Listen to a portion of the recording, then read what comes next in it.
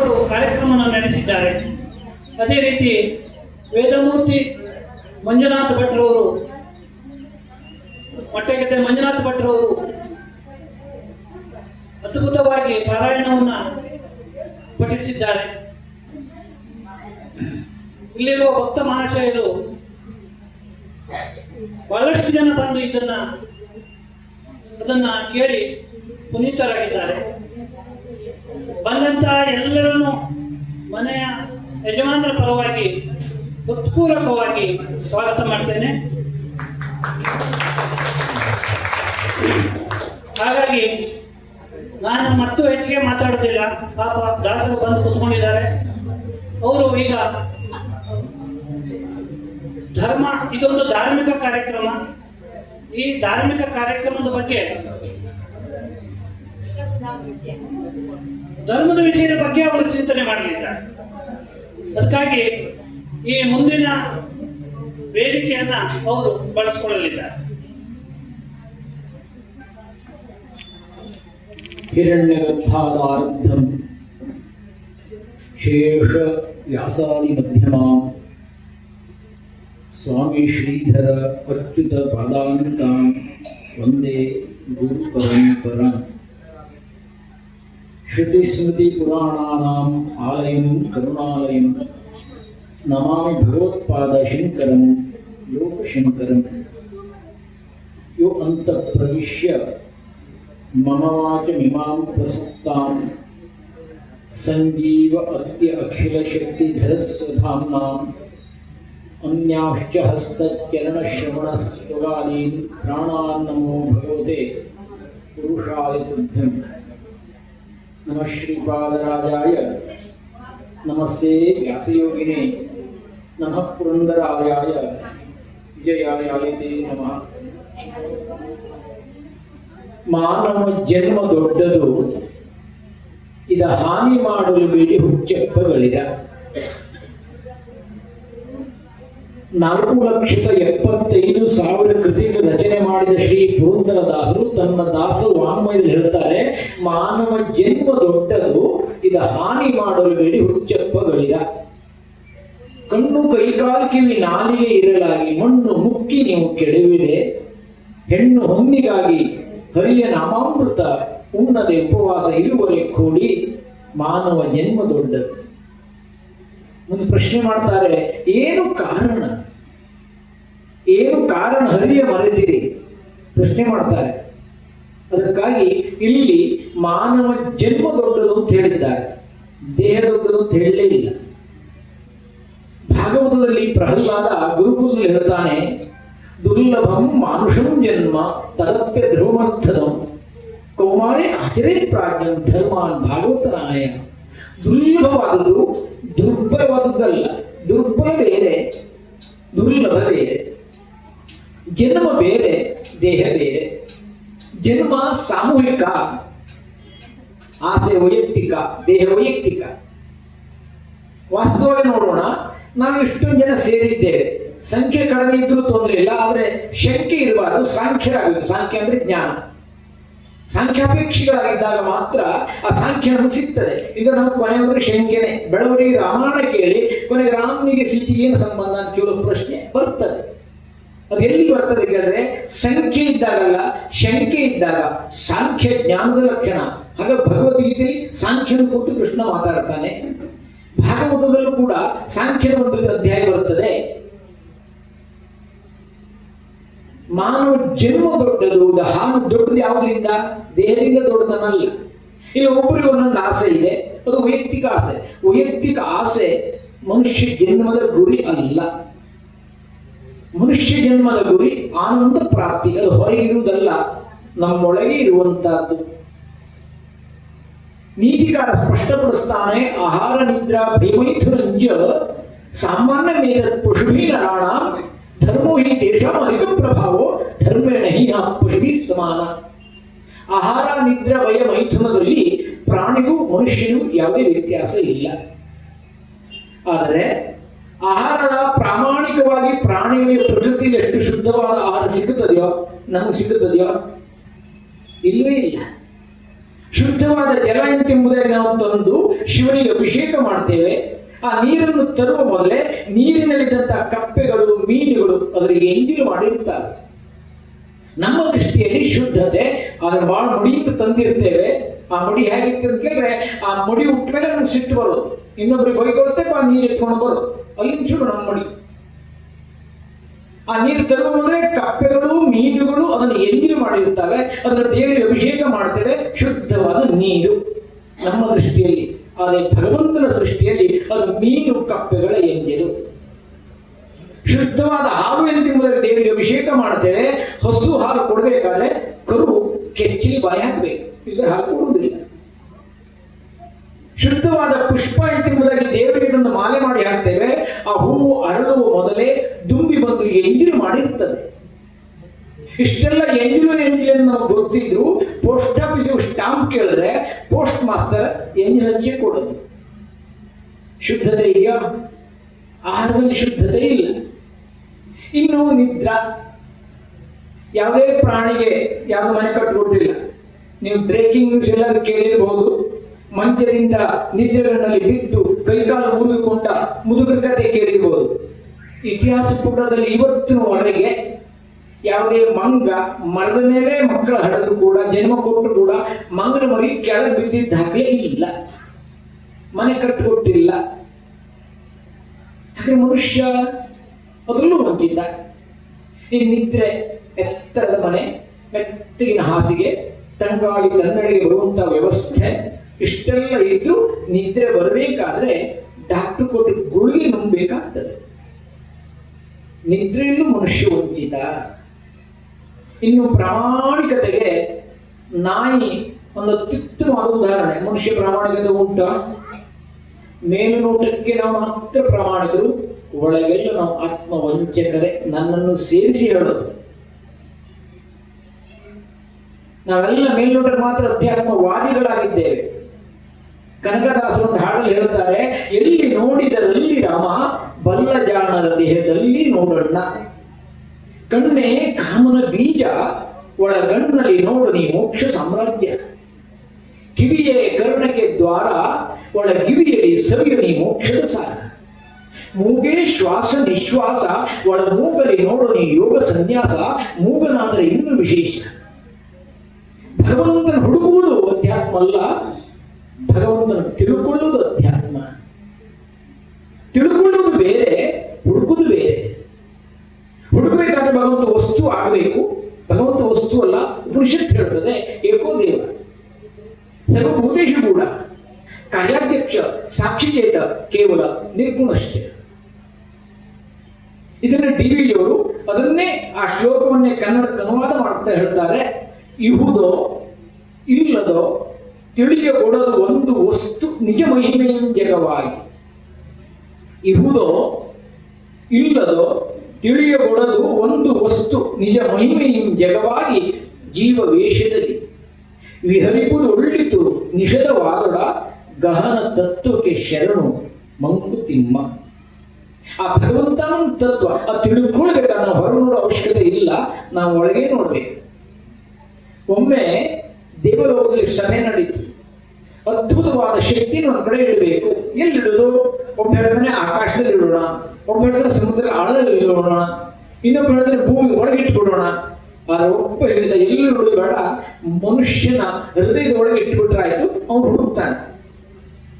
ಇವತ್ತಿಗೂ ನೋಡಿ ಭಗವಂತನ ಹುಡ್ಕೊಂಡು ಹೊರಡು ಹೋಗ್ತಾ ಇದ್ದೇವೆ, ಒಳಗೆ ಇದ್ದ ಭಗವಂತ ನಮಗೆ ಗೊತ್ತಿಲ್ಲ.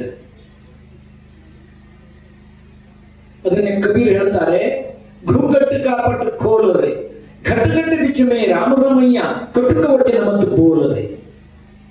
ಇದನ್ನ ಸಮರ್ಥನ ಅಂತ ಹೇಳ್ತಾರೆ, ಸಾವಧಾನ ಸಾವಧಾನ ವಾಚಿಬೋಲ ರಾಮರಾಮ. ದಶವರ್ಷ ಬಾಲಪನ 20 ವರ್ಷ ತಾರುಣ್ಯ, ಅಂಗಿಜಡಲೆ ಮದನಮಾಣ ಥೆಂಟೆಕೈಸೆ ಸಾವಧಾನ. ತೀಸಾಚ ಹೋಯ ಭರತಿ ಧರಪುತ್ರೆ ಯಾಗಿ ಪ್ರೀತಿ, ವಸತಿ ವಸತಿ ಮಣತಿ ಪ್ರಸಿದ್ಧಿ ಥೆಂಟೆಕೈಸೆ ರಾಮ ಪ್ರೀತಿ. ಈಗ ಯಾರೇ ನೋಡ್ರು ಪುರ್ಸೊತ್ತಿಲ್ಲ. ದಕ್ಷಿಣ ಕನ್ನಡ ತುಳು ಭಾಷೆಯಲ್ಲಿ ಒಂದು ಗಾದೆ ಇದೆ, ನಾಯಿಗೆ ಬೇತೆ ಕೆಲಸ ಇದ್ದಿ ಹುಲ್ಲುವರೆ ಪುರ್ಸೊತ್ತಿದ್ದಿ. ನಾಯಿಗೇನು ಕೆಲಸ ಇಲ್ಲ, ಕುತೂಳಿ ಪುರ್ಸೊತ್ತಿಲ್ಲ. ಈಗ ಯಾರು ಬೇಕಾದ್ರೂ ನೋಡಿ ಏನ್ ಕೇಳಿದ್ರು ಕೆಲಸ ಇಲ್ಲ, ಒಬ್ರಿಗೆ ಪುರ್ಸೊತ್ತಿಲ್ಲ. ಹೈಟೆಕ್ ಶಿಕ್ಷಣ ನಾವು ಪಡೆದಿದ್ದೇವೆ, ಹೈಟೆಕ್ ಶಿಕ್ಷಣ ಪಡೆದಿದ್ದೇವ? ಭಾವನಾತ್ಮಕ ಬದುಕುಂಟೆ ನಮಗೆ? ಮೊಬೈಲ್ ಬಂದಿದೆ, ಸಂಪರ್ಕ ಸಾಧನೆ ಹೆಚ್ಚಾಗಿದೆ, ಕೌಟುಂಬಿಕ ಸಾಮರಸ್ಯ ಹಾಳಾಗ್ತಾ ಇದೆ. ಕಾರಣ ನಾವು ನಮ್ಮ ಮೊಬೈಲ್ ಕೊಡುವಷ್ಟು ಲಕ್ಷ್ಯವನ್ನ ನಮ್ಮ ಕುಟುಂಬದ ಸಾಮರಸ್ಯಕ್ಕೆ ಕೊಡುತ್ತಾ ಇಲ್ಲ. ಮನುಷ್ಯ ಜನ್ಮ ದೊಡ್ಡದೆ. ಒಂದು ಬೆಕ್ಕಿಗೆ ತನ್ನ ಮಕ್ಕಳನ್ನ ಹೇಗೆ ಸಾಕಬೇಕು ಅಂತ ಯಾರು ಹೇಳ್ಕೊಟ್ರೆ ಇಲ್ವಲ್ಲ? ಆ ಪ್ರಾಣಿಗಳಿಗೆ ನಮ್ಮಲ್ಲಿದೆಯಾ? ಒಂದು ಸಾರಿ ಮನೆಯಲ್ಲಿ ಅಣ್ಣ ತಮ್ಮ ಜಗಳ ಮಾಡ್ಕೊಂಡ್ರು. ಅಣ್ಣ ತಮ್ಮಿಗೆ ಮೋಸ ಮಾಡ್ದ, ತಮ್ಮನಿಗೆ ಸಿಟ್ಟು ಬಂತು, ನಾಯಿ ಅಂತ ಬೈದ್ಬಿಟ್ಟ. ಮನೆಯಲ್ಲಿ ಮುದಿ ನಾಯಿ ಇತ್ತು, ಅಪ್ಪನ ಕಾಲದಿಂದಲೂ ಇದ್ದಿತ್ತು. ಅದು ಬಹಳ ಬೇಸರ ಆಯಿತು. ಪ್ರಾಮಾಣಿಕ ನಾವು ಬದುಕಿದ್ದೇವೆ. ಮನುಷ್ಯ ತಮ್ಮೊಳಗೆ ಮೋಸ ಡಗ ವಂಚನೆ ಮಾಡಿ ನಮ್ಮ ಹೆಸರಲ್ಲಿ ನಾಯಿ ಅಂತ ಬೈತಾ ಇದ್ದಾನಲ್ಲ, ಆಗ ನಾವು ಇಲ್ಲಿ ಇರಬೇಡ. ಹಾಗಾಗಿ ನಾವು ಹಳ್ಳಿ ನಾಯಿ, ಡೆಲ್ಲಿ ನಾಯಿ ಸೇರಿ ಅಖಿಲ ಭಾರತ ಶುನಕ ಸಮ್ಮೇಳನ. ಯಾಕೆ ಇದು ಜಾತ್ಯತೀತ ರಾಷ್ಟ್ರ ನೋಡಿ, ಒಂದೊಂದು ಜಾತಿಯವರು ಸಮ್ಮೇಳನ ಮಾಡದೇ ಇದ್ರೆ ನೆಮ್ಮದಿ ಇರುವುದಿಲ್ಲ. ಆಗ ಅಖಿಲ ಭಾರತ ಶುನಕ ಸಮ್ಮೇಳನ ಸಭೆ ಕೂತವರ ಈ ಹಳ್ಳಿಯ ಮುದಿ ನಾಯಿ ಎದ್ದು ನಿಂತ ಹೇಳಿದ್ರೆ ವಾದ ಎಲ್ಲ ಆಯ್ತು. ಆ ಹಳ್ಳಿ ನಾಯಿ ಹೇಳಿದ್ರೆ, ನೋಡಿ ರಾಮಾಯಣದಲ್ಲಿ ನಮಗೆ ನ್ಯಾಯ ಸಿಕ್ಕಿದೆ. ರಾಮಾಯಣದಲ್ಲಿ ಕತೆ ಬರ್ತದೆ, ಅದನ್ನು ಕೊನೆಯ ಕಾಲಕ್ಕೆ ರಾಮನ ಕೊನೆಯ ಕಾಲಕ್ಕೆ ಬರುವಂತ ಪ್ರಶ್ನೆ ಅದು. ಮಹಾಭಾರತದಲ್ಲಿ ಭಗವದ್ಗೀತೆಯಲ್ಲಿ ಕೃಷ್ಣ ಶುನಿತೆಯು ಶುಭಾಗೀತ ಪಂಡಿತ ಸಮದರ್ಶಿನ, ಇಲ್ಲಿ ಉದಾಹರಣೆ ಉಂಟು. ಭಗವಾನ್ ದತ್ತಾತ್ರೇಯರು ವೇದದ ಸ್ವರೂಪ ಎಂಬುದಾಗಿ 4 ನಾಯಿಯನ್ನ ತಮ್ಮ ಜೊತೆಯಲ್ಲಿ ಇಟ್ಟುಕೊಂಡಿದ್ದಾರೆ. ಅದು ಅಲ್ಲದೆ ಎಷ್ಟೋ ವಾಣಿಜ್ಯ ಬ್ಯಾಂಕ್ಗಳು ವ್ಯವಹಾರಕ್ಕಾಗಿ ನಮ್ಮ ಚಿತ್ರವನ್ನೇ ಹಾಕೊಂಡಿದ್ದಾರೆ. ಹಾಗಾಗಿ ಅಖಿಲ ಭಾರತ ಶುನಕ ಸಮ್ಮೇಳನ ನಿರ್ಣಯ ಮಾಡಿತು, ನಾರು ನಮ್ಮೊಳಗೆ ನಾಯಿಯೊಳಗೆ ಮೋಸ ಢಗ ವಂಚನೆ ಮಾಡ್ರೆ ಅವನ್ನ ಮನುಷ್ಯ ಅಂತ ಕರೆಯೋದು. ನಾಯಿಗಿರುವಷ್ಟು ಪ್ರಾಮಾಣಿಕತನ ಮನುಷ್ಯನಿಗಿಲ್ಲ. ಮನುಷ್ಯ ಪ್ರಾಮಾಣಿಕನೇ, ನಿಂದೆಗಾಗಿ ಅಲ್ಲ.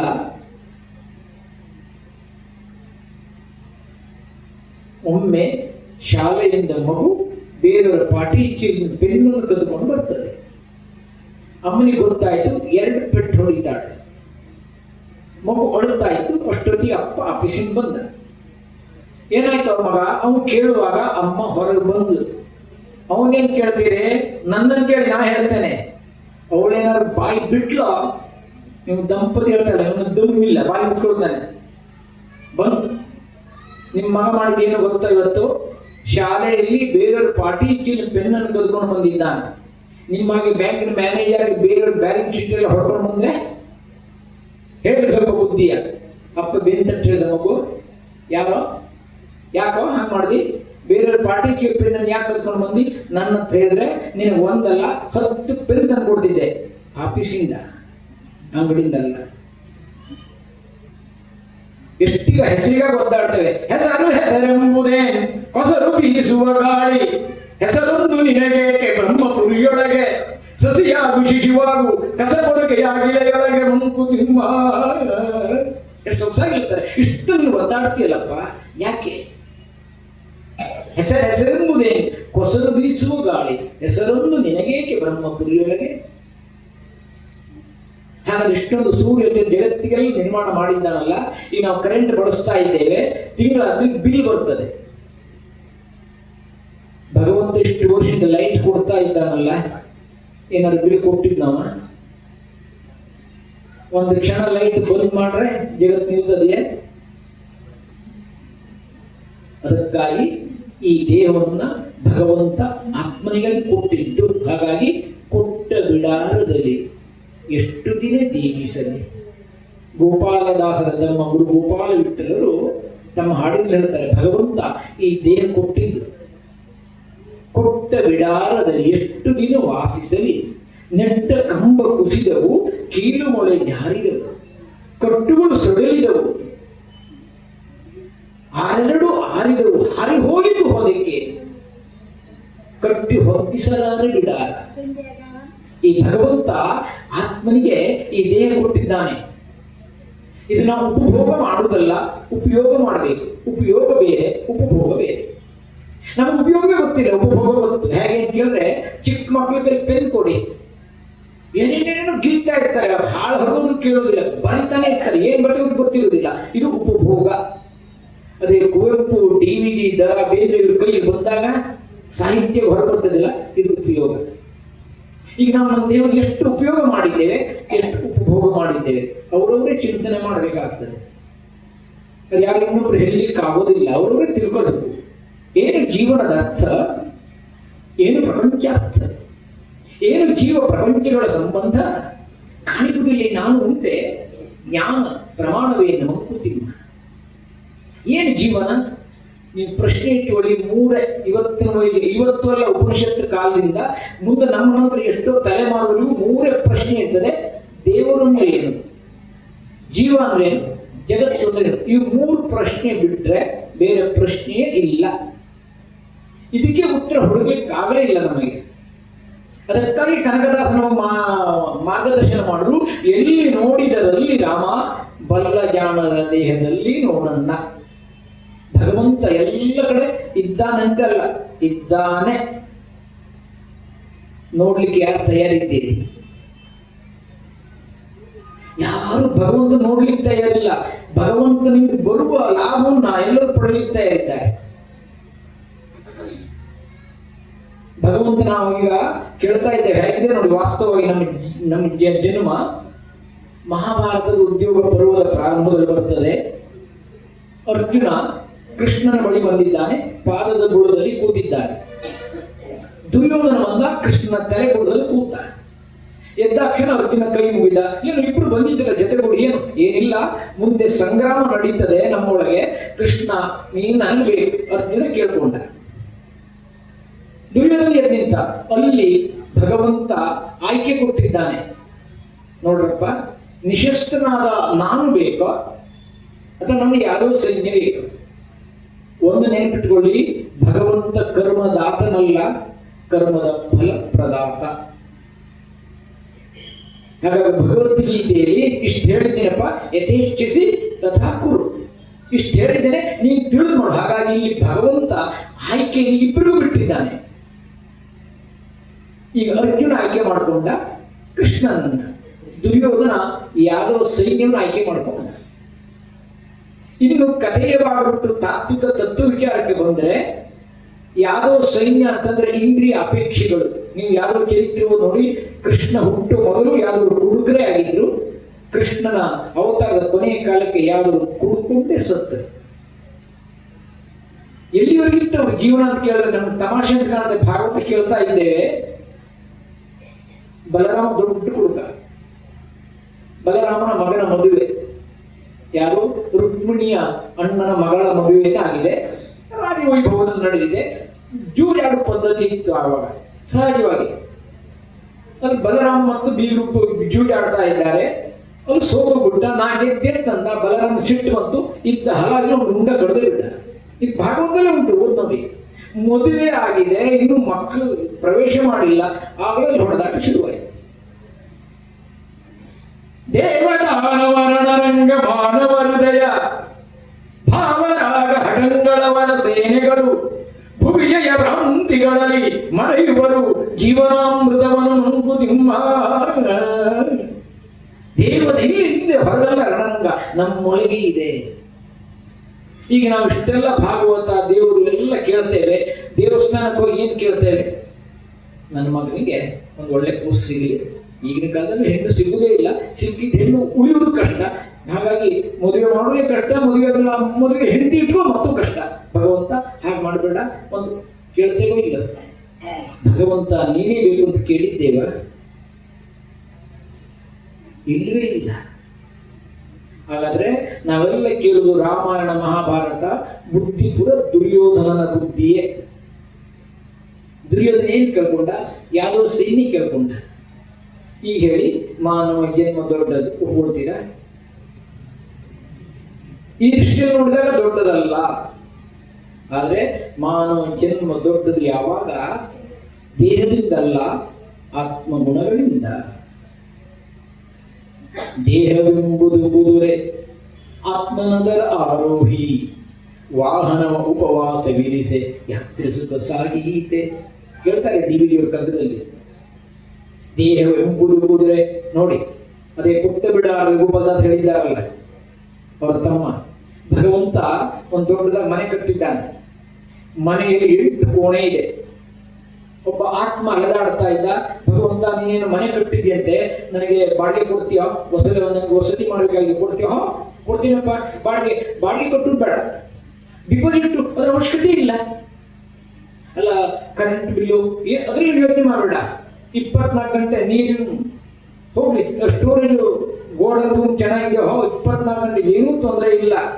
ಅದು ಒಂದು ಕಂಡೀಷನ್ ಏನು, ಆ ಮನೆಯಲ್ಲಿ ನೀನೊಬ್ಬರೇ ಉಳ್ಕೊಳ್ಬೇಕು, ಮತ್ತೆ ಯಾರಿಗೂ ಉಳಿಲಿಕ್ಕೆ ಅವಕಾಶ ಕೊಡಬಾರ್ದು. 8 ರೂಮ್ ಇದೆ, 8 ರೂಮಲ್ಲಿ ಮಲಗಬೇಕು ಅಂತ 11 ಗಂಟೆ ಒಂದೊಂದು ರೂಮಲ್ಲಿ ಮಲಗಿದ್ರೆ ಇವನು ನಿದ್ದೆ ಬರ್ತದೆಯಾ? ಕೊನೆಗೆ ಒಬ್ಬೊಬ್ಬರಿಗೆ ಒಂದೊಂದು ಮನೆ ಕೊಟ್ಟ, ರೂಮ್ ಕೊಟ್ಟ.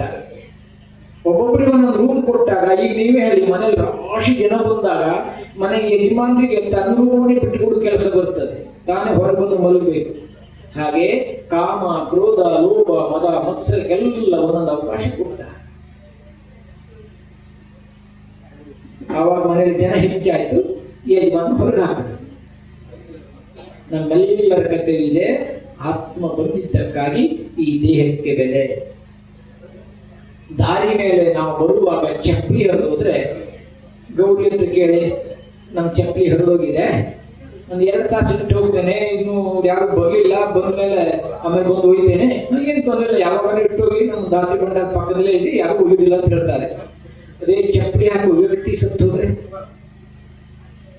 ಸ್ವಾಮಿ ಇವರು ಮಕ್ಕಳೆಲ್ಲ ಸುತ್ತೋಗಿ ಅಮೆರಿಕದಲ್ಲಿ ಇದ್ದಾರೆ, ಅವ್ರು ಬರುವಷ್ಟು ಕಾಲ ನಿಮಗೆ ಧಾತ್ರಿ ಬಂಡಾರದಲ್ಲಿ ಒಳಗಲ್ಲ, ಹೊರಗೆ ಗೇಟಲ್ಲಿ ಇವ್ರು ಹಣ ಇಡ್ತೇನೆ ಅಂತ ಇಟ್ಕೊಳ್ತಾರ. ಹರಿದ ಚಪ್ಪಲಿ ಇಡ್ಲಿಕ್ಕೆ ಜಾಗ ಇದೆ, ಸತ್ತ ಮನುಷ್ಯನ ದೇಹಕ್ಕೆ ಜಾಗ ಇಲ್ಲ. ದೇಹದಿಂದ ದೊಡ್ಡವನೇ. ಆನೆಯ ದಂತಕ್ಕೆ ಸಾವಿರಾರು ರೂಪಾಯಿ ಬೆಲೆ, ಬಾಯಿಯಲ್ಲಿದ್ದಾಗ ಮಾತ್ರ ಬೆಲೆ, ಕಳಚಿಡಿಯದ್ರ ಬೇಕೋ? ಚಮರಿ ಮೃಗದ ಬಾಲದ ಕೂದಲನ್ನ ದೇವರಿಗೆ ಚಮರಾಗಿ ಬೀಸ್ತಾರೆ. ನಮ್ಮದೇ ಮನೆಯೊಳಗೆ ಕೂದಲು ಹೈಟ್, ವೆಯ್ಟ್, ಕ್ವೈಟ್, ರೈಟ್ ಆಗ ನಾವು ಮದುವೆ ಮಾಡ್ಕೊಂಡಿದ್ದು, ಒಳ್ಳೆ ಶಾಂಪು ಆಗಿ ಬೆಳೆಸಿದ ಕೂದಲು ಶ್ರಾದ್ದ ಮಾಡುವಾಗ ಭಟ್ರಿ ಊಟದಲ್ಲಿ ಬಂದ್ರೆ ನಮ್ದೇ ನಮ್ಮ ಹೆಂಡತಿ ಕೂದಲೇ ಬಹಳ ಚೆನ್ನಾಗಿದ್ದಾಳೆ, ಕೂದಲು ಬಹಳ ಶಾಂಪು ಆಗಿ ಬೆಳೆಸಿದ್ದು ಭಟ್ರೆ ತೊಂದರೆ ಇಲ್ಲ.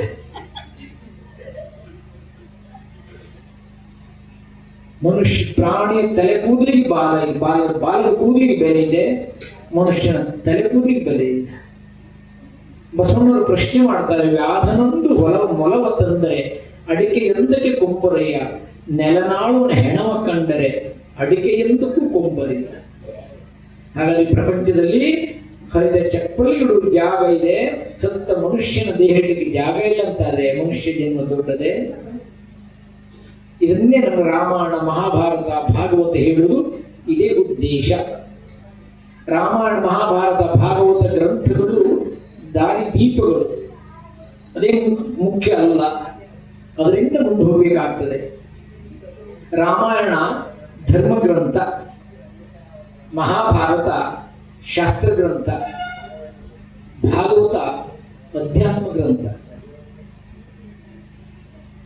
ಅಧ್ಯಾತ್ಮವನ್ನು ನಾವು ಮಾಡ್ತೇವೆ ಅಂತ ಹೇಳ್ತೇವಲ್ಲ, ಅಧ್ಯಾತ್ಮ ನಾವು ಮಾಡುವುದಲ್ಲ, ಅದು ಇರುವುದು ತಿಳ್ಕೊಳ್ಳುವುದು ಅಧ್ಯಾತ್ಮ.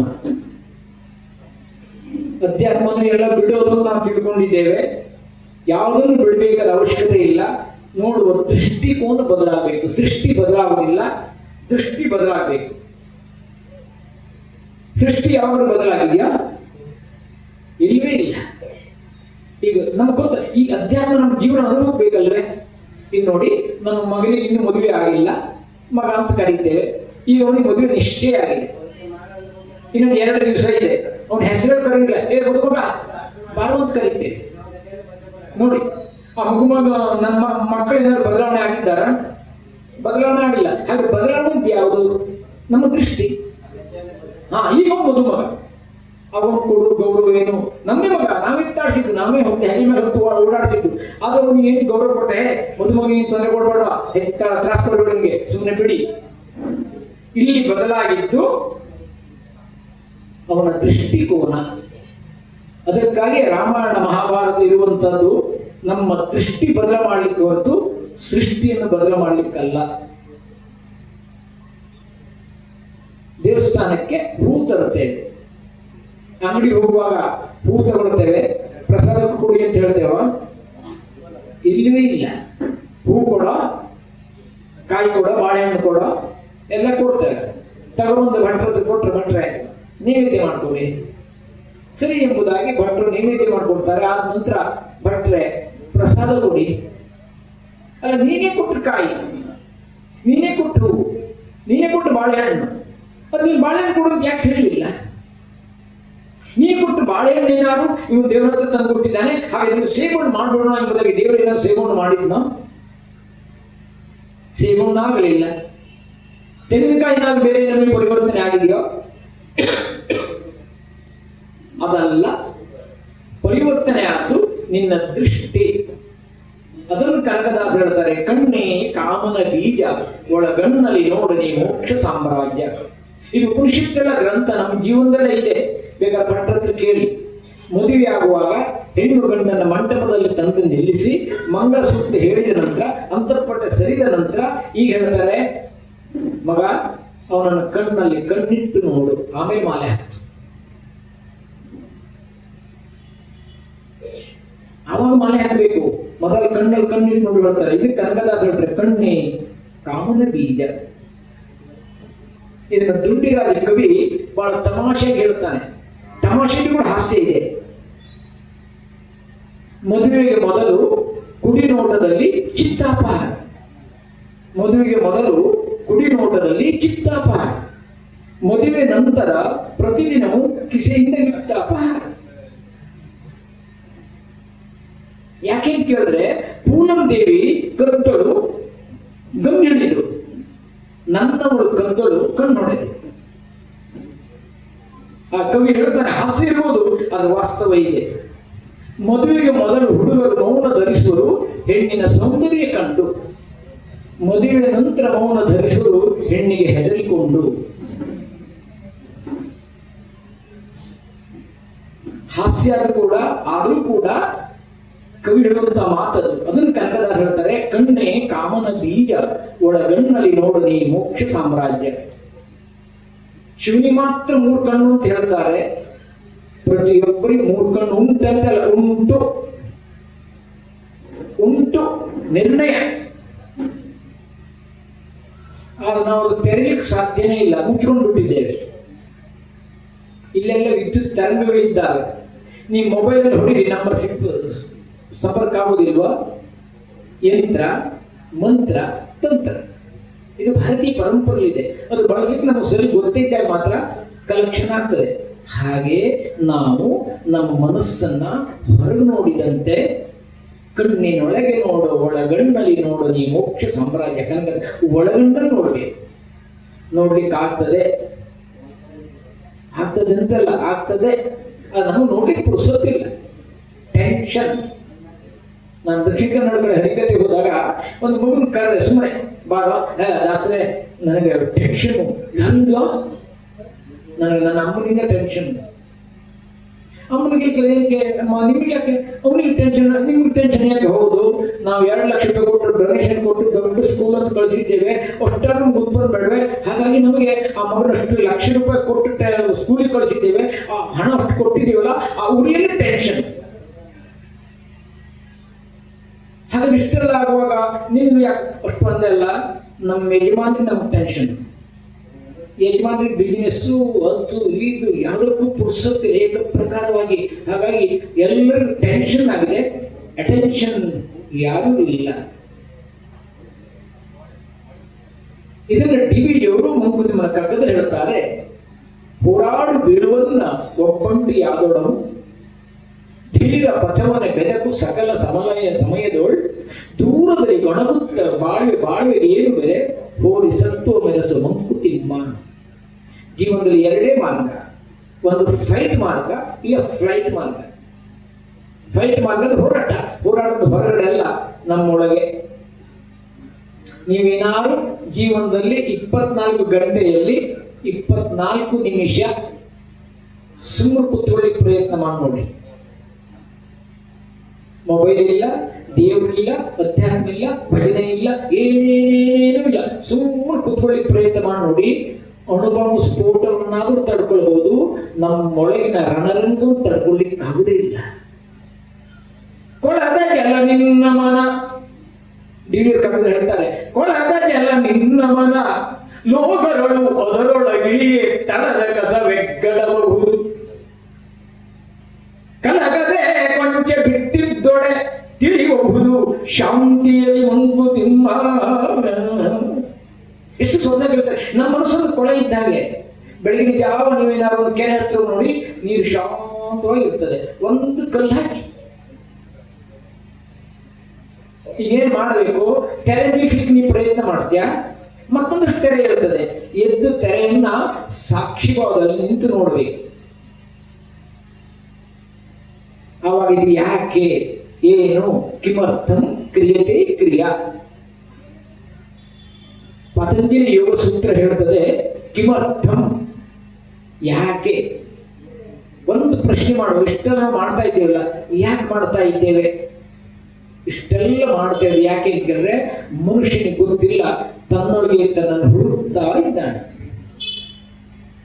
ಒಂದು ಸಾರಿ ಅಜ್ಜಿ ಮನೆ ಹೊರಗೆ ಬಂದು ಬೀದಿ ದೀಪದ ಬೆಳಕಿನಲ್ಲಿ ಏನೋ ಹುಡುಕ್ತಾ ಇತ್ತು.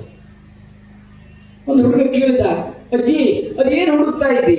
ಅದು ಕಣ ಮಗ, ನನ್ನ ಸೂಜಿ ಕಳೆದೋಗಿತ್ತು, ಅದು ಹುಡುಕ್ತಾ ಇದೆ. ಅದೇನು ಕಳೆದೋಗಿತ್ತು? ಅದು ನನ್ನ ಮನೆ ಒಳಗೆ ಕಳೆದೋಗಿತ್ತು. ಇಲ್ಲಿ ಯಾಕೆ ಹುಡುಕ್ತಿ? ಇಲ್ಲಿ ಬೆಳಕು ಉಂಟಲ್ಲ. ಅದು ಎಲ್ಲಿ ಕಳೆದಿದೆಯೋ ಅಲ್ಲಿ ಹುಡುಕಬೇಕು. ಹಾಗಾದ್ರೆ ನಮ್ಮಲ್ಲಿ ಶಾಂತಿ ಕಳೆದಿದ್ದೆಯಲ್ಲಿ ನಮ್ಮೊಳಗೆ.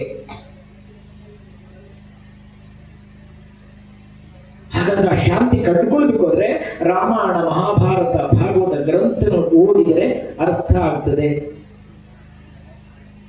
ಜೀವನ ಭೋಗಮಯವಲ್ಲ, ಜೀವನ ಭಗವನ್ಮಯ. ಆಚಾರ್ಯ ಶಂಕರ್ ಇದನ್ನು ಹೇಳ್ತಾರೆ ಶಿವ ಮಾನಸ ಪೂಜೆಯಲ್ಲಿ, ಎತ್ತೆ ಕರೋಮಿ ತದ್ದಕ್ಕಿಲಂ ಶುಭೋ ತವಾರಾಧನ. ಎಲ್ಲ ಕರ್ಮ ಏನೇ ಮಾಡು ಸಕಲವೆಲ್ಲವೂ ಹರಿಯ ಸೇವೆಯಲ್ಲಿ. ಪುರಂದರದಾಸರು ಹೇಳ್ತಾರೆ, ಹುಟ್ಟುದೆಲ್ಲ ಅಖಂಡನ ಮಖವೆನ್ನಿ. ಸಮರ್ಥ ರಾಮದಾಸರು ಹೇಳ್ತಾರೆ, ವದನಿ ಕವಳಗೇತ ರಾಮಯ್ಯ ಶ್ರೀಹರಿ. ಏನ್ ತಿಂತೀಯೋ ಏನು ಉಂಟಿಯೋ ಅದೆಲ್ಲವೂ ಭಗವಂತನ ಪ್ರಸಾದ ಸ್ವೀಕಾರ ಮಾಡಿದಾಗ ಅಲ್ಲಿ ಪ್ರಸಾದೇ ಸರ್ವ ದುಃಖಾನಾಂ ಹಾನಿರಸ್ಯೋಪಜಾಯತೆ. ನೀವು ಬೇಕಾದ್ರೆ ನೋಡಿ, ನಮ್ಮನೆ ನಾಯಿಗೆ, ಬೆಕ್ಕಿಗೆ ಆಹಾರ ಹಾಕಿ ಎಷ್ಟು ಖುಷಿಯಿಂದ ತಿಂತದೆ, ಎಷ್ಟು ಆನಂದ ಬಾಲ ಅಲ್ಲಾಡಿಸ್ತಾ ಖುಷಿ ತಿಂತದೆ. ನಾವು ನಮ್ಮದೇ ಹೆಂಡತಿ, ನಮ್ಮನೆ ಹೆಂಡತಿನೆಯ ನಮ್ಗೆ ಒಳ್ಳೆ ಅಡುಗೆ ಮಾಡಿರ್ತಾಳೆ, ಇವತ್ತು ಬಂದಿದ್ದೀರ ಇದನ್ನ ಹಿಡ್ಕೊಂಡು ಅದು ತಿಂತ ಅದು ಯಾವ ತಿಂತಾ ಇದೆ ಅಂತ ಗೊತ್ತಾಗುದಿಲ್ಲ.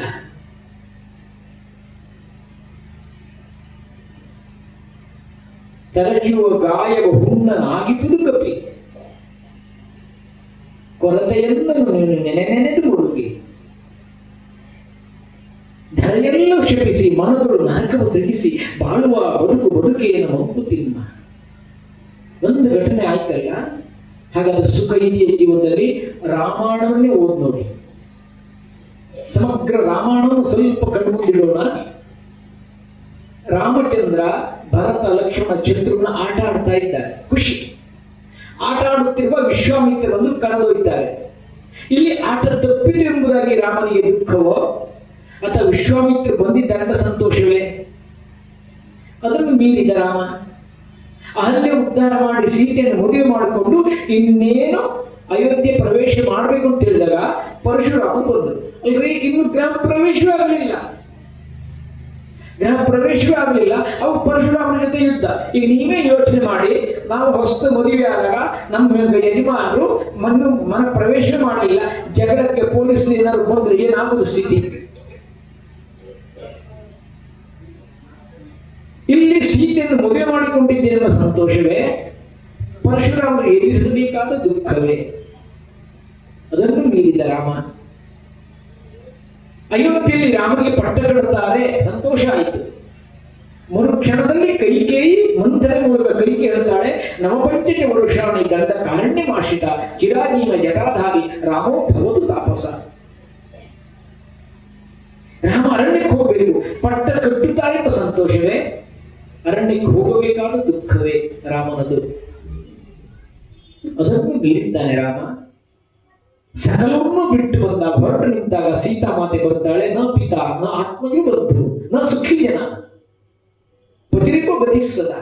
ಸೀತೆ ಹೇಳ್ತಾಳೆ, ರಾಮ ಪತಿಯೊಬ್ಬಳೇ ಸಂಪೂರ್ಣ ಸುಖ, ಹಾಗೆ ನಾನು ನಿನ್ ಜೊತೆ ಬರ್ತೇನೆ ಅಂತ ಹಠ ಮಾಡಿ ಸೀತೆ ಬರ್ತಾಳೆ. ಅಲ್ಲಿ ಹೇಳ್ತಾನೆ ರಾಮ, ದುಷ್ಟ ಪ್ರಾಣಿಗಳಿದೆ, ರಾಕ್ಷಸಿದೆ, ಕಲ್ಲು ಮುಳ್ಳುಗಳಿದೆ, ನೀನ್ ಕರ್ಕೊಂಡು ಹೋಗ್ಲಿಕ್ಕೆ ಆಗುದಿಲ್ಲ. ಆಗ ಸೀತೆ ಜಗಳ ಆಡ್ತಾಳೆ. ಮೂಲ ರಾವಣ ನೋಡಿ, ನನ್ನ ತಂದೆ ರಾಮನೆಂಬ ಸ್ತ್ರೀ ಪುರುಷ ವಿಕ್ರಮ, ಪುರುಷನೆಂಬ ಸ್ತ್ರೀಗೆ ರಾಮ ಮದುವೆ ಮಾಡ್ಕೋ, ನನ್ನ ತಂದೆ ಮದುವೆ ಮಾಡ್ಕೊಟ್ನ.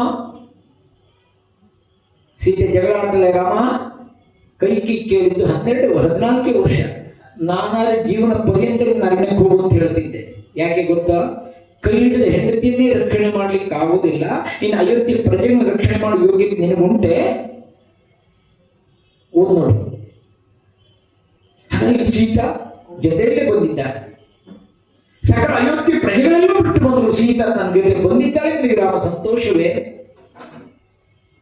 ಕನಕ ಮೃಗಧನವನಿ ಜಾನಕಿಯ ಜಪದ ಜಾನಕಿಯ ನವನಿ ರಾವಣಯ ಮೋಹ ಜನವನ ನಿಂಬಿಬುರು ಕನಿಕೈ ಪೂರಿಕೆಯಲ್ಲಿ ಮನದಾಳು ತಿಳಿಯಲಹುದು ಮಂಕುತಿಮ್ಮ. ನೋಡಿ, ಆ ಹಳಾದ ಜಿಂಕೆ ಮೇಲೆ ರಾಮನ ಪಕ್ಕದಲ್ಲಿದ್ದಾನೆ. ಅವನು ಸೀತೆ ತೊಡೆಗೆ ರಾಮಚಂದ್ರ ಮಗಿದ್ದಾನೆ ಆನಂದವಾಗಿ. ಸತಿಪತಿಯರಿಗೆ ಪರಸ್ಪರ ಭಾವದಿಂದ ಪ್ರೀತಿಯಿಂದ ಬದುಕುವ ಬದುಕೆ ನಿಜವಾದ ಬದುಕು. ಅದಿಲ್ಲ ಅಂದ್ರೆ ಎಷ್ಟೇ ಸುಖ ಇದ್ರೆ ಅರ್ಥ ಇಲ್ಲ. ಹಾಗಾದ್ರೆ ರಾಮ ಅಷ್ಟು ಆನಂದವಾಗಿ ಸೀತೆ ತೊಡೆ ಮೇಲೆ ಬಡಗಿದ್ದಾನೆ, ಆ ಜಿಂಕೆ ಮೇಲೆ ಮನಸ್ಸಾಯ್ತು. ಸೀತೆ ಜೊತೆಲಿದ್ದಾಳೆ ಸಂತೋಷವೇ, ರಾವಣ ಸೀತೆಯನ್ನು ಕದ್ದುಕೊಂಡು ಹೋದ ದುಃಖವೇ. ರಾಮನ ಬದುಕನ್ನು ನೋಡಿ, ಅದನ್ನು ಮೀರಿದ್ದಾನೆ.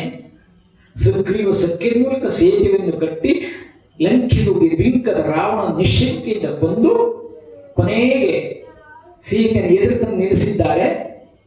ಅಲ್ಲಿ ಮೂಲ ರಾಮಾಯಣ ಹೇಳುತ್ತದೆ, ದೈವ ಸಂಪಾದಿತ ದೋಷೋ ಮಾನುಷೇನು ಮಯಾಜಿತ. ನನ್ನ ಪ್ರಾರಂಭ ಕರ್ಮವನ್ನ ಪುರುಷ ಪ್ರಯತ್ನದಿಂದ ಗೆದ್ದಿದ್ದೇನೆ, 10 ದಿಕ್ಕು ನಿನ್ನ ತೆರಕೊಂಡಿದೆ, ಎಲ್ಲರೂ ಹೋಗು. ರಾವಣನ ಗೆದ್ದೆನೆಂಬ ಸಂತೋಷವೇ, ಸೀತಾಮಾತೆಯ ಅಗ್ನಿ ಪರೀಕ್ಷೆ ಮಾಡಿಸಬೇಕಾದ ದುಃಖವೇ. ಅದನ್ನು ಮೀರಿದ ರಾಮ. ಅನೇಕ ವರ್ಷಗಳ ಪರ್ಯಂತರವಾಗಿ ಮಕ್ಕಳು ಇರಲಿಲ್ಲ. ಈಗ ಸೀತಾ ಗರ್ಭವತಿಯಾಗಿದ್ದಾಳೆ. ಅಯೋಧ್ಯೆ ವಂಶ ಚಿಗುರ್ತಾ ಇದೆ, ಆನಂದದಲ್ಲಿದ್ದಾರೆ. ಇಡೀ ಅಯೋಧ್ಯೆ ಉತ್ಸವದಲ್ಲಿದೆ. ಯಾವುದೋ ಅಲಸನಂಪ ಆಡಿದ ಬಿಟ್ಟ ಹೆಣ್ಣನ್ನು ಸ್ವೀಕಾರ ಮಾಡಲು ನಾನು ರಾಮಚಂದ್ರನಲ್ಲ, ಅಪವಾದ, ಅಪರಾಧ ಅಲ್ಲ, ಅಪವಾದ. ಸೀತೆ ಗರ್ಭಿಣಿ ಆಗಿದ್ದಾಳೆಂಬ ಸಂತೋಷವೇ, ಗರ್ಭಿಣಿಯಾದ ಸೀತೆಯನ್ನು ಬಿಡಬೇಕಾದ ದುಃಖವೇ ರಾಮನಿಗೆ. ಅದನ್ನು ಮೀರಿದ್ದಾನೆ ರಾಮ. ಅಶ್ವಮೇಧ ಯಾಗ ಮಾಡಿದ್ದಾನೆ. ಕೊನೆಯ ಘಟ್ಟ, ಲವಕುಶರು ಅವರಿಗೆ ವಾಲ್ಮೀಕಿ ಮಹರ್ಷಿಗಳು ರಾಮಾಯಣ ಕಥೆಯನ್ನು ಪಾಠ ಮಾಡಿದ್ದಾರೆ. ಕುಶಲವ ರಾಮಾಯಣ ಗಾತಿ, ಕುಮಾರರೀರುಗಳು ಸಮವಯದವರು, ರಘುರಾಮನ ಸಜೀವ ರೂಪರು. ಮರಾಠಿ ರಾಮಾಯಣ ಕೇಳಬೇಕು, ಗೀತ ರಾಮಾಯಣ ಹಾಡುವುದು ರಾಮನ ಚರಿತ್ರೆ. ಲವಕುಶಿಗೆ ಗೊತ್ತು, ಆದರೆ ರಾಮ ತನ್ನ ತಂದೆ ಲವಕುಶಿಗೆ ಗೊತ್ತೇ ಇಲ್ಲ. ಹಾಡುವರು ಲವಕುಶರು, ತನ್ನ ಮಕ್ಕಳು ರಾಮನಿಗೆ ಗೊತ್ತಿಲ್ಲ. ಕೊನೆಯ ಘಟ್ಟದಲ್ಲಿ ವಾಲ್ಮೀಕಿ ಮಹರ್ಷಿಗಳು ಸೀತಾ ಮಾತಿನ ಕರ್ಕೊಂಡು ಬರ್ತಾರೆ. ರಾಮ ಕರೆಯಲಿಲ್ಲ ಸೀತೆಯನ್ನ, ವಾಲ್ಮೀಕಿ ಮಹರ್ಷಿಗಳು ಕರ್ಕೊಂಡು ಬರ್ತಾರೆ. ರಾಮ, ಇವರು ನಿನ್ನ ಮಕ್ಕಳು. ಆ ರಾಮಾಯಣ ಹಾಡುತ್ತಿರುವಾಗ ಆ ಮಕ್ಕಳ ಹೆಗಲನ್ನು ಕೈ ಹಾಕಿ ರಾಮ ಅಳುತ್ತಾನೆ. ಹನುಮಂತ ಹೇಳಿದ, ರಾಮ ಇದು ನಿನ್ನ ಚರಿತ್ರೆ, ನೀನ್ ಯಾಕೆ ಅಳುತ್ತಿ? ನನ್ನ ಚರಿತ್ರೆ ಅಲ್ಲ, ಸೀತೆಯ ಚರಿತ್ರೆ ಮಹತ್ವ. ಇದು ಸೀತೆ ಚರಿತ್ರೆ, ನನ್ನ ಚರಿತ್ರೆ ಅಲ್ಲ. ಆ ಎರಡೂ ಮಕ್ಕಳನ್ನ ತೊಡೆ ಮೇಲೆ ಕುಳ್ಳಿರಿಸಿಕೊಂಡು ಆನಂದದಿಂದಿದ್ದಾನೆ. ಮರುಕ್ಷಣದಲ್ಲಿ ಸೀತಾ ಭೂಗರ್ಭ ಪ್ರವೇಶ ಮಾಡ್ತಾ ಇದ್ದಾಳೆ. ಮಕ್ಕಳನ್ನು ಪಡೆದ ಸಂತೋಷವೇ, ಮಕ್ಕಳು ಕೊಟ್ಟ ಸೀತಾಮಾತೆ ಭೂ ಪ್ರವೇಶ ಮಾಡದೆ ದುಃಖವೇ. ಈ ಹೇಳಿ ರಾಮನ ಜೀವನ ಸುಖವೋ ದುಃಖವೋ. ಇನ್ನೂ ನಾವು ಮುಂದಕ್ಕೆ ಹೋದ್ರೆ ರಾಮಾಯಣದ ಕೊನೆಯ ಘಟ್ಟ, ಕಾಲ ಪುರುಷನೇ ರಾಮನ ಬಳಿ ಬಂದಿದ್ದಾನೆ. ಸ್ವಲ್ಪ ಕಾಲ ಇರಬೇಕು. ಯಾರು ಮತ್ತು ಬಿಟ್ಟರೆ ನಮ್ಮ ಈ ಏಕಾಂತದ ಮಾತುಕತೆಗೆ ವಿಘ್ನ ತಂದುಕೊಟ್ರೆ ಅವರಿಗೆ ದೇಹಾಂತ ಶಿಕ್ಷೆ ಕೊಡಬೇಕು ಆಜ್ಞೆ ಮಾಡಿದ್ದಾರೆ ದುರ್ವಾಸರು. ಈಗ ನಾನು ಒಳಗೆ ನೀನು ಬಿಡ್ಲಿಲ್ಲ ಅಂತಾರೆ ಇಡೀ ಅಗತ್ಯ ಸುಟ್ಟು ಬಿಡುತ್ತೇನೆ ಅಂತ ದುರ್ವಾಸರು ಶಾಪ ಕೊಡಲಿಕ್ಕೆ ತಯಾರಾಗಿದ್ದಾರೆ. ಲಕ್ಷ್ಮಣನ ಪರಿಸ್ಥಿತಿಯನ್ನೇನು, ತನ್ನ ಜೀವ ಹೋದುಕೊಟ್ಟಿಲ್ಲ, ಅಯೋಧ್ಯೆ ಉಳಿಬೇಕೆಂಬುದಾಗಿ ದುರ್ವಾಸನ ಒಳಗೆ ಕರ್ಕೊಂಡು ಬರ್ತಾನೆ. ಈಗ ಕಾಲ ಪುರುಷನೇ ದರ್ಶನ ಮಾಡಿದ ಭಾಗ್ಯವೇ ಅಥವಾ ಲಕ್ಷ್ಮಣ ಮಾತನ್ನು ಮೀರಿದ ದುಃಖವೇ?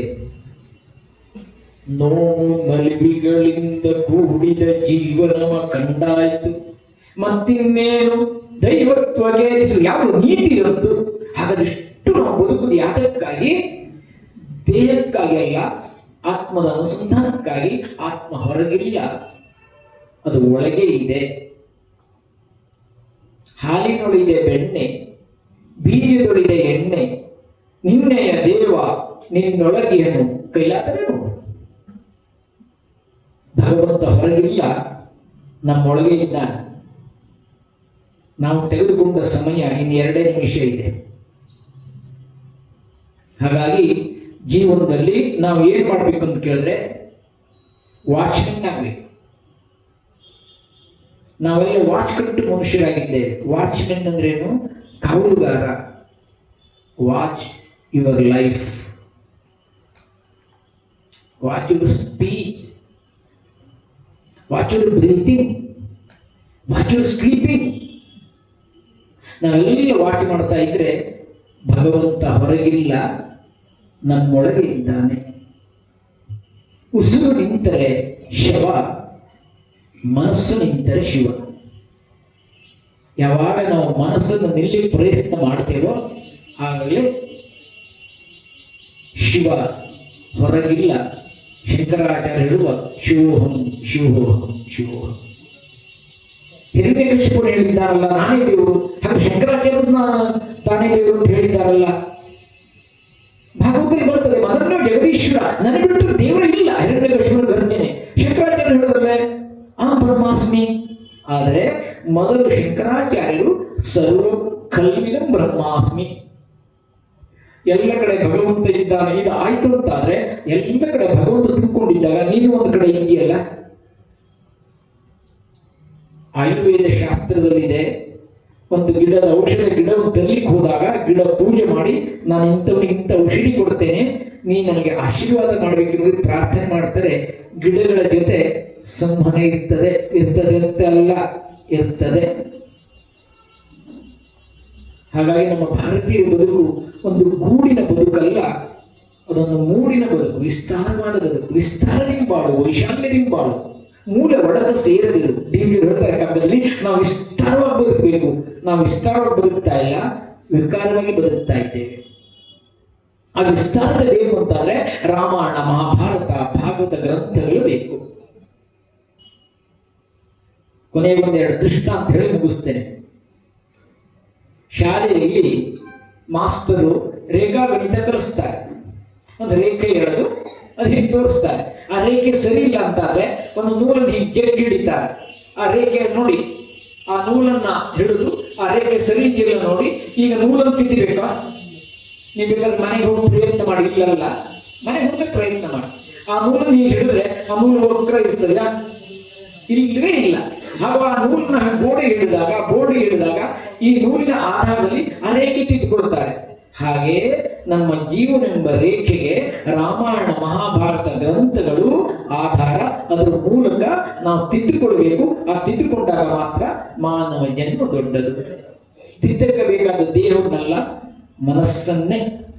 ಹಾಗಾಗಿ ಪರೀಕ್ಷಿತನಿಗೆ ಇಲ್ಲಿ ಬಂದಿದ್ದು ಸಾವಿನ ಭೀತಿಯಲ್ಲ, ಪಾಪದ ಭೀತಿ. ಒಂದು ಪ್ರಶ್ನೆ ನಿಮ್ಮ ತಲೆಗಿಟ್ಟು ಹೋಗ್ತೇನೆ, ಸಾಯುವುದು ಯಾರು? ದೇಹ ಜಡ. ಯಾರು ದೇಹದಿಂದ ಆತ್ಮ ಹೋದ ತಕ್ಷಣ ದೇಹ ಜಡ, ಅದಕ್ಕೆ ಸಾವಿಲ್ಲ, ಆತ್ಮಕ್ಕೂ ಸಾವಿಲ್ಲ. ಹಾಗಾದ್ರೆ ಸಾಯುವುದು ಯಾವುದು? ಯಾವುದು ಸಾಯುವುದು ತಿಳಿದುಕೊಳ್ಳುವುದೇ ಮಾನವ ಜನ್ಮ ದೊಡ್ಡದು, ಇದ ಹಾನಿ ಮಾಡಲು ಬೇಡಿ ಹುಚ್ಚಪ್ಪಗಳಿರ. ಪುರಂದರ ಪ್ರಶ್ನೆ ಮಾಡುವುದನ್ನೇ, ಅದಕ್ಕಾಗಿ ಟಿವಿ ಹೇಳ್ತಾರೆ ಅದನ್ನೆಯ, ಅಜ್ಞಾತವಾದುದ ಅಭಾವವೇನೆ ನಾಸ್ತಿಕ. ದೇವರಿಲ್ಲ, ನಾನು ಪ್ರತ್ಯಕ್ಷ ನೋಡ್ಬೇಕು ಅಂತ ಮಾತ್ರ ನಾನು ಒಪ್ಪಿಕೊಳ್ತೇನೆ. ಅಜ್ಞಾತವಾದುದ ಅಭಾವವೇನೆ ನಾಸ್ತಿಕನು, ಅಜ್ಞೇಯವೆಂದು ಕೈ ಮುಗಿಯೇ ಭಕ್ತ. ದೇವರೊಂದು ಇದೆಯಪ್ಪ, ಒಂದು ಶಕ್ತಿ ಇದೆ, ಅದು ಯಾವುದೊಂದು ಗೊತ್ತಿಲ್ಲ, ಕೈ ಮುಗಿದ ಭಕ್ತ. ಜಿಜ್ಞಾಸೆವೆಂದು ಪರೀಕ್ಷಿಸದೊಡಗೆ ವಿಜ್ಞಾನಿ. ಅಲ್ಲ, ಈಗ ನಾನು ಗಿಡ ನೆಟ್ಟಿದ್ದೇನೆ, ಗೊಬ್ಬರ ಹಾಕಿದ್ದೇನೆ, ನೀರು ಹಾಕಿದ್ದೇನೆ, ನನ್ನ ಮನೆ ಬಟ್ಟಲು ನೀರೇ ಹೋಗ್ತದೆ, ಅಷ್ಟು ಗಲೀಜು ನೀರು, ಗೊಬ್ಬರ ಅಷ್ಟು ಕಲಿಕಿತ್ತು. ಆದರೂ ನಾನು ಹಾಕಿದಾಗ ಆ ಸುಂದರ ಗುಲಾಬಿ ಬಂತಲ್ಲ. ಜಿಜ್ಞಾಸೆವೆಂದು ಪರೀಕ್ಷಿಸದೊಡಗೆ ವಿಜ್ಞಾನಿ. ಹಾಗಿದ್ದು ಎಲ್ಲಿಂದ ಬಂತು? ಹಾಗಾದ್ರೆ ಸ್ವಜ್ಞಪ್ತಿ ಶೋಧಿ ಮುನಿ ಮಂಕುತಿಮ್ಮ. ಹಾಗಾದ್ರೆ ಆ ಮತ್ತೊಬ್ಬ ನಿಜವಾದ ಮುನಿ ಯಾರು ಅಂತ ಕೇಳಿದ್ರೆ, ಆ ಹೂವಿಗೂ ಜೀವ ಇದೆ ಅಂತಾರೆ, ನನ್ನೊಳಗೂ ಜೀವ ಇದೆ. ಆ ಗಿಡಕ್ಕೆ ನಾವು ನೀರು ಹಾಕಿದಾಗ ಸ್ವೀಕಾರ ಮಾಡ್ತೇವೆ ಅಂತ ನಾವು ಸ್ವೀಕಾರ ಮಾಡ್ತೀವಲ್ಲ, ಇದನ್ನ ನಾವು ಭಾರತೀಯ ಪರಂಪರೆಯಲ್ಲಿ ಸರ್ ಜಗದೀಶ್ ಚಂದ್ರ ಬೋಸ್ ಇವರ ಜೀವನ ನೋಡಿ ಗೊತ್ತಾಗ್ತದೆ. ಅವ್ರು ಹೇಳಿದ್ರು ಪ್ರತಿಯೊಬ್ಬರಿಗೂ ಜೀವ ಇದೆ, ಪರೀಕ್ಷೆ ಮಾಡೋಣ. ಕೊನೆಗೆ ಅವರು ವಿಷಯ ಕೊಡ್ತಾರೆ, ಅದನ್ನು ಕುಡಿದು ಬಿಡ್ತಾರೆ. ಹಾಗಾದ್ರೆ ಗಿಡ ಕೊಟ್ಟು ಸಾಯಿಲ್ಲ ಅಂತಾರೆ, ನಾನು ಕುಡ್ಲಿಕ್ಕೆ ಸಾಯುವುದಿಲ್ಲ. ಜೀವದಲ್ಲೂ ಕಟ್ಟಗಟ್ಟ ಬಿಚ್ಚುಮೆ ರಾಮರಮಯ್ಯ ಕಟ್ಟುಕ ವಚನ ಮತ್ತು ಬೋಲರೆ ಗುರುಗಟ್ಟು ಕಾಪಟ್ಟಕ್ಕೋಲರೆ. ಕವಿರು ಎಲ್ಲ ಕಡೆ ರಾಮಮಯವಾಗಿದೆ, ಅದು ನಮಗೆ ಕಾಣುವುದಿಲ್ಲ. ಯಾಕೆ ಅಂತ ಕೇಳಿದ್ರೆ ನಮ್ಮ ಪಾತ್ರ ಹೊಲಸಿದೆ. ಒಂದು ದೃಷ್ಟಾಂತ ಹೇಳಿ ಮುಗಿಸ್ತೇವೆ. ಯಾಕೆಂತ ಕೇಳಿದ್ರೆ 3 ಗಂಟೆಯಿಂದ ಕೂತಿದ್ದು, ಇನ್ನು ಹೆಚ್ಚು ಕುಂಡಿಸಬಾರ್ದು. ಒಂದು ಪದ್ಧತಿ ಇದೆ, ಕನ್ನಡಿ ಮುಂದೆ ನಿಂತ ಯುವತಿ, ಮೈಕಿನ ಮುಂದೆ ನಿಂತ ಸಾಹಿತಿ, ಇಬ್ಬರಿಗಿಲ್ಲ ಸಮಯದ ಮಿತಿ. ಹಾಗಾಗುವುದಿಲ್ಲ. ಒಂದು ಊರಿಗೆ ದೊಡ್ಡ ಸಂತರು ಬಂದಿದ್ರು, ನಿತ್ಯ ಉಪನ್ಯಾಸ ಇತ್ತು. ಅದರ ಜೀವನ ಪದ್ಧತಿ ಒಂದಿತ್ತು, ಭಿಕ್ಷೆ ಬೇಡಿ ಬದುಕುವುದು, ಯಾರ ಮನೆಗೆ ಹೋಗ್ತಿರ್ಲಿಲ್ಲ. ಆ ಊರಿನ ಶ್ರೀಮಂತನನ್ನು ವ್ಯವಸ್ಥೆ ಮಾಡಿಲ್ಲ. ಅವನು ಹೆಂಡತಿಗೆ ಹೋಗ್ಬೇಕಂತಿತ್ತು, ಅದನ್ನ ಶ್ರೀಮಂತ ಹೋಗ್ಲಿಕ್ಕೆ ತಯಾರಿಲ್ಲ ಅವರು. ಆಗ ಒಂದು ದಿವಸ ಬೆಳಗ್ಗೆ ಎದ್ದು ಭಿಕ್ಷೆ ಬೇಡುತ್ತಾ ಈ ಶ್ರೀಮಂತನ ಮನೆಗೆ ಬರ್ತಾರೆ. ಆ ಸಂತರು ಭಿಕ್ಷೆ ಬೇಡುತ್ತಾರೆ. ಅವಾಗ ಭಿಕ್ಷೆ ಹಾಕಿದ ನಂತರ, ಇವತ್ತು ಹೇಳುವುದಿಲ್ಲ, ಏನಾದ್ರು ಉಪದೇಶ ಮಾಡಿ ಗುರುಗಳೇ, ಇವತ್ತು ಹೇಳುವುದಿಲ್ಲ, ನಾಳೆ ಹೇಳ್ತೇನೆ. ಬಹಳ ಸಂತೋಷ ಕೊಡ್ತು. ನಾಳೆ ಗುರುಗಳು ನಮ್ಮನೆಗೆ ಬರ್ತಾರೆ, ನನಗೆ ಉಪದೇಶ ಮಾಡ್ತಾರೆ ಅಂತ ಎಂಬುದಾಗಿ ಬಹಳ ಸಂತೋಷದಿಂದ ಪಾಯಸ, ಪಕ್ವ, ಪರಮಾನ್ನ, ಹಲವು ಬಗೆ ಕಜ್ಜಾಯಗಳೆಲ್ಲ ಮಾಡಿದ್ದಾಳೆ. ಎಷ್ಟೊಂದು ಸನ್ಯಾಸಿಗಳಲ್ಲಿ ಹೊರಗೆ ನಿಂತು ಬೇಡವರು. ಸರಿ ಎಂಬುದಾಗಿ ಆ ಭಿಕ್ಷಾ ಪಾತ್ರೆ ಹಿಡಿದಿದ್ದಾರೆ. ಭಿಕ್ಷಾ ಪಾತ್ರೆ ನೋಡ್ತಾಳೆ, ಅದರ ಕಸ ತುಂಬಿಕೊಂಡಿತ್ತು, ಹೊಲಸಾಗಿತ್ತು. ಏನು ಸ್ವಾಮೀಜಿ, ನಾವು ಇಷ್ಟು ಶುದ್ಧವಾದ ಹಾಲಿನ ಮಾಡಿದ್ದೇವೆ, ಕೇಸರಿ ಹಾಕಿ ಮಾಡಿದ್ದೇವೆ, ಈ ಪರಮಾನವನ್ನ, ಈ ಪಾಯಸವನ್ನ ಇಂಥ ಹೊಲಸ ಪಾತ್ರೆ ಹಾಕಿದೆ, ಇದು ಕುಡಿ ಕುಡಿ ಎಂಬುದಾಗಿ ಆ ಪಾತ್ರ ತೆಗೆದುಕೊಂಡೋಗಿ ಶುದ್ಧ ಮಾಡಿ ಬೆಳಗಿ ಅದರಲ್ಲಿ ಆ ತಾನು ಮಾಡಿದ ಅಡಿಗೆಯನ್ನ ಆ ಪಾತ್ರೆಗೆ ಬಡಿಸ್ತಾಳೆ. ಸ್ವಾಮಿಯವರು ತಂದು ಹೊರಡುವಾಗ ಕೇಳಿದ್ರು, ಗುರುಗಳೇ ನನಗೆ ಉಪದೇಶ ಮಾಡಲೇ ಇಲ್ವಲ್ಲ. ಅಲ್ಲ, ನೀನೇ ಮಾಡಿದ್ದಿಲ್ಲ. ಈಗ ಏನು ನೀನು ಮಾಡಿದ್ದಿ ನೋಡು, ಹೊಸ ತುಂಬಿದ ಪಾತ್ರದಲ್ಲಿ ಉತ್ತಮ ವಸ್ತು ಹಾಕಲಿಕ್ಕೆ ತಯಾರಾಗಿಲ್ವಲ್ಲ. ಹಾಗೆ ಕಾಮ ಕ್ರೋಧಾದಿಗಳಿಂದ ತುಂಬಿಕೊಂಡಿರುವ ಪಾತ್ರದೊಳಗೆ ಅಧ್ಯಾತ್ಮ ಅರ್ಥ ಆಗುವುದಲ್ಲಪ್ಪ. ಅದನ್ನು ಟಿವಿಯವರು ಹೇಳ್ತಾರೆ, ಕೊಳದ ಜಲ ನಿನ್ನ ಮನ. ಹಾಗಾಗಿ ಇಷ್ಟೆಲ್ಲ ನಮಗೆ ಸಂಬಂಧಗಳು ಯಾವುದರಲ್ಲಿ? ಮನಸ್ಸೇ ಕಾರಣ. ಮನೆಯ ಮನುಷ್ಯಾಣ ಕಾರಣ ಬಂದ ಮೋಕ್ಷಯೋ. ನೋಡಿ, ಇಷ್ಟು ದೊಡ್ಡ ಬಿಲ್ಡಿಂಗ್ ನಾವು ಮೇಲೆ ಕೂತಿದ್ದೇವೆ. ಇಷ್ಟು ದೊಡ್ಡ ಬಿಲ್ಡಿಂಗ್ ಎಷ್ಟು ದೊಡ್ಡದಿದೆಯೋ, ಹೊರಗಡೆ ಗೇಟ್ ಎಷ್ಟು ದೊಡ್ಡದಿದೆಯಾ?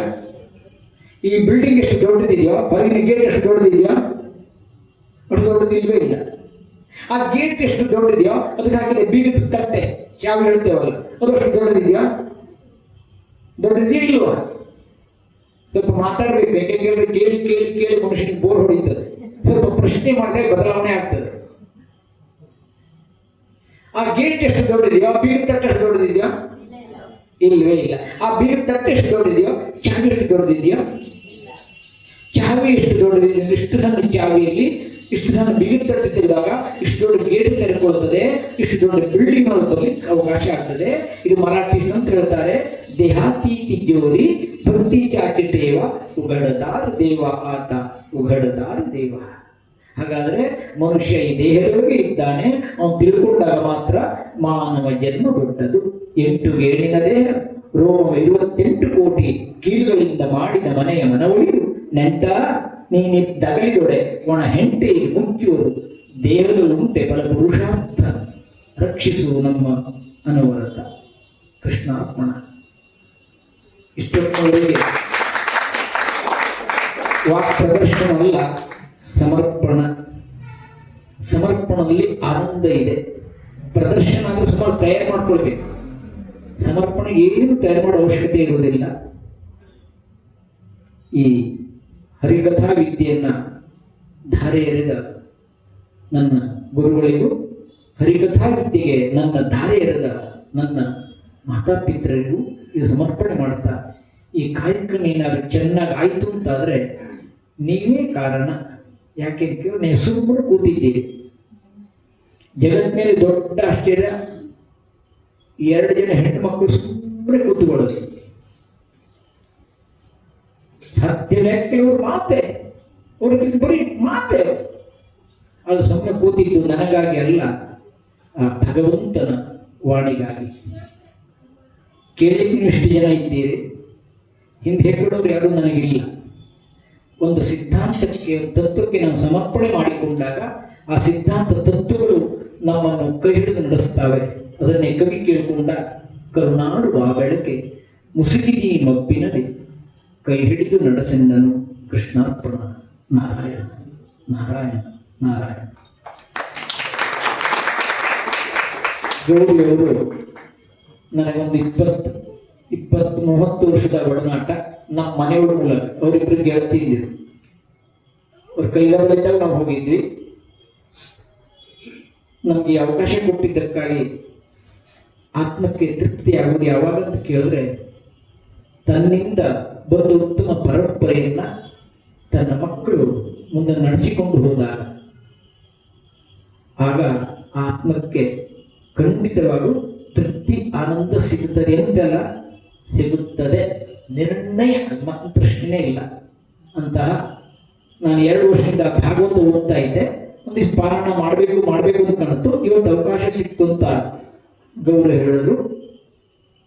ಧನವ ಗಳಿಸಬೇಕಂತಾದ ಕೊಟ್ಟರೆ ತೀರದಂತ.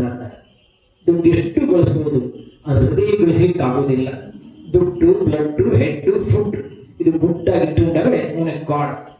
ಅದು ಉಲ್ಟ ಮಾಡಿ. ಸಂಪತ್ತು ಗಳಿಸುವುದು ದೊಡ್ಡದಲ್ಲ, ಗಳಿಸಿದ ಸಂಪತ್ತನ್ನ ಹಂಚುವುದೇ ದೊಡ್ಡದು ಅಂತ 7 ದಿನ ಪರ್ಯಂತರವಾಗಿ ಭಾಗವತ ಸಪ್ತಾಹ. ಇದೊಂದು ಘಟನೆ ಹೇಳಿ ನಾನು ಹಿಂದೆ ಸರಿದ್ದೇನೆ. ಬೆಂಗಳೂರಿನಲ್ಲಿ ಉಮೇಶ್ ಭಟ್ ಚಾಂಪಿಯನ್ ಇದ್ದಾರೆ, ಶ್ರೀಮಂತರು. ಅವರು ಪ್ರಾಯಕ್ಕೆ ಬಂದ ಮಗ ಇದ್ದಕ್ಕಿದ್ದ ಫ್ಯಾಕ್ಟ್ರಿ ಯಾವುದು ಬೇಡ ಅಂತ ಎಲ್ಲ ತ್ಯಾಗ ಮಾಡಿ ಕೂತ್ಬಿಟ್ಟ. ಆಗ ಗೋಕರ್ಣದಲ್ಲಿ ಒಬ್ಬರು ಕೇಶವ್ ಜೋಗಳೇಕರ್, ಆಮೇಲೆ ನಮ್ಮ ಅಚ್ಯುತದಾಸರ ಹಿರಿಯ ಶಿಷ್ಯರು ಲಕ್ಷ್ಮಣದಾಸ್ ವೇಲಂಕರ್ ಅಂತಿದ್ರು. ಅವ್ರು ಸ್ವಲ್ಪ ಜಾತಕಗಳನ್ನ ನೋಡ್ತಾ ಇದ್ರು. ನಿಮ್ಮ ಮಗನ ದೇಹದೊಳಗೆ ಏನೋ ಒಂದು ಆತ್ಮ ಸೇರ್ಕೊಂಡಿದೆ, ಅದೇನೋ ಬಯಸ್ತಾ ಇದೆ, ಅದಕ್ಕೆ ನೀವು ಭಾಗವತ ಸಪ್ತಾಹ ಮಾಡಿ, ಪಾರಾಯಣ ಮಾಡಿ, ಸರಿ ಆಗ್ತದೆ. ಲಕ್ಷ್ಮಣದಾಸ್ ವೇಲಂಕರ್, ಕೇಶವ್ ಜೋಗಳೇಕರ್ ಅವರು 2 ಜನ ಸೇರಿ ಒಂದು ಪ್ರೇತದ ಆತ್ಮ ಚಿತ್ರ ಮಾಡಿ ಅದಕ್ಕೆ ಅವನ ಆತ್ಮನ ಆವಾಹನೆ ಮಾಡಿ 7 ದಿವಸ ಪರ್ಯಂತರ ಜಪ ಮಾಡುವಾಗ ಕೊನೆಗೆ ತರ್ಪಣ ಕೊಡುವಂತಿರ್ತದೆ. ಆ ತರ್ಪಣ ಬಿಡುವಾಗ 3ನೇ ದಿವಸಕ್ಕೆ ಅದೇ ವ್ಯಕ್ತಿ ಪರಿವರ್ತನೆಯಾಗಿ ಪುನಃ ತನ್ನ ಫ್ಯಾಕ್ಟರಿಯನ್ನು ನಡೆಸುವ ಜವಾಬ್ದಾರಿ ಹೊಂದಿಕೊಂಡ ಭಾಗವತಕ್ಕೆ ಆ ಶಕ್ತಿ ಇದೆ, ಸುಮ್ಮನೆ ಅಲ್ಲ. ಆದರೆ ಆ ಶಕ್ತಿ ಸ್ವೀಕಾರ ಮಾಡುವ ಹೃದಯ ನಮ್ಮಲ್ಲಿದೆಯಾ? ಜೋರಾಗಿ ಪಂಪ್ಸೆಟ್ ನೀರನ್ನು ಚಾಲು ಮಾಡಿ ಸಣ್ಣ ಸ್ಪೂನ್ ಹಿಡಿದ್ರೆ ನೀರು ನಿಲ್ತದೆ. ಅದರಲ್ಲಿ ಎಷ್ಟು ಜೋರಾಗಿ ಪಂಪ್ಸೆಟ್ ನೀರು ಬರ್ತದೆಯೋ ಅಷ್ಟೇ ದೊಡ್ಡದಾಗಿ ನಿನ್ನ ಹೃದಯ. ಆ ಪಾತ್ರ ದೊಡ್ಡದಿರ್ಬೇಕು.